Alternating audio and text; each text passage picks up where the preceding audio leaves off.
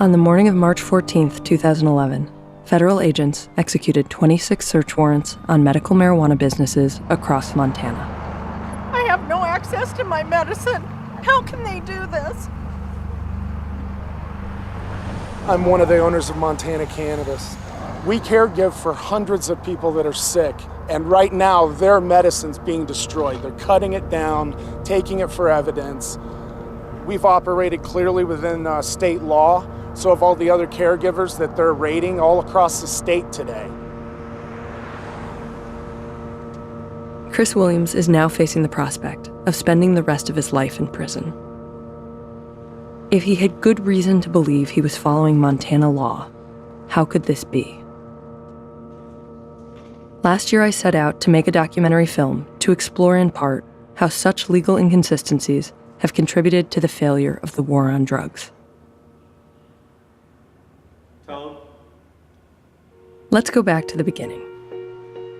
I met Chris Williams 7 months before federal agents raided his medical marijuana business, one of the largest medical marijuana providers in the state. Montana Cannabis seemed to be complying with Montana's state law.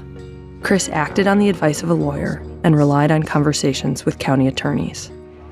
He and his partners even gave routine tours to state law enforcement and community leaders.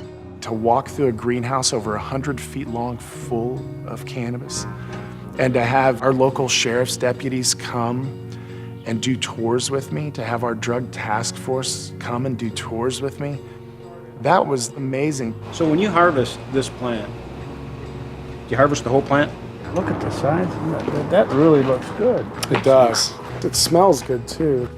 Well, I never imagined that I'd ever see a plant this big. I mean, this is just in Montana. In 2004, Montana had passed a voter initiative to legalize medical marijuana. And today, 18 states and Washington, D.C. have these laws on their books. But there's a big catch. Medical marijuana is still illegal under federal law. The Controlled Substances Act of 1970 makes that very clear. And the federal government has discretion about how to enforce laws in medical marijuana states.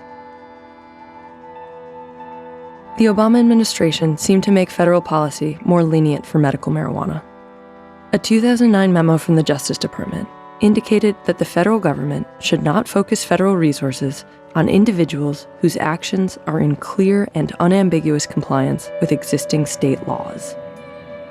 So Chris Williams had good reason to think he was safe from federal prosecution. Fast forward 7 months from the time I first met him, and it was clear that he was wrong.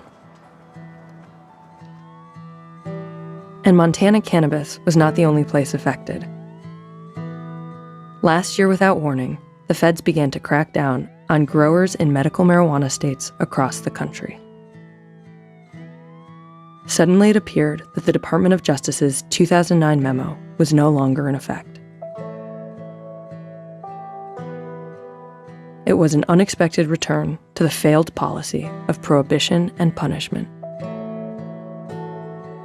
In a subsequent memo last year, the Justice Department clarified the policy to say that medical marijuana patients would be free from prosecution, but not industrial growers.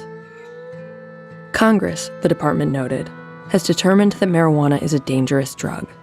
So now, apparently, those who grew it on a commercial scale were dangerous criminals. Which meant that large growers like Chris Williams, in spite of their efforts to follow state laws, were not safe from federal prosecution.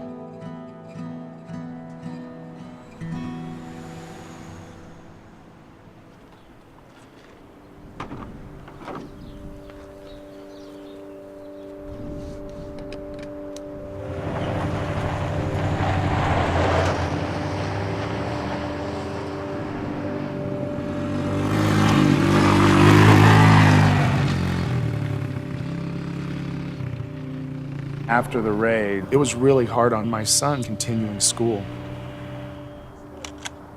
My son's teachers had open class discussions about whether or not medical marijuana was right, about whether or not I should go to jail.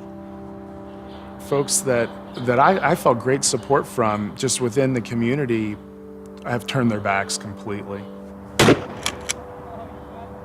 The most grim thing that I could think of would be my son having to go into state care. That's really what I fear the most. In the end, Chris Williams decided to take his case before a jury. On September 27th, he was convicted on marijuana charges and for possessing firearms during a drug trafficking offense. He is currently behind bars, and he faces a minimum mandatory sentence of more than 80 years in prison.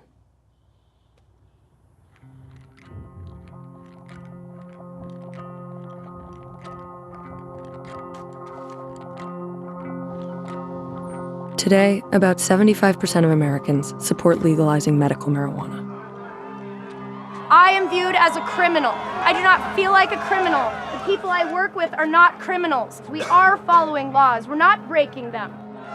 If the vast majority of us believe that legitimate patients should have safe and reliable access to cannabis, we need to reform federal law to be consistent with the states, lifting the cloud of uncertainty that puts growers and patients at risk.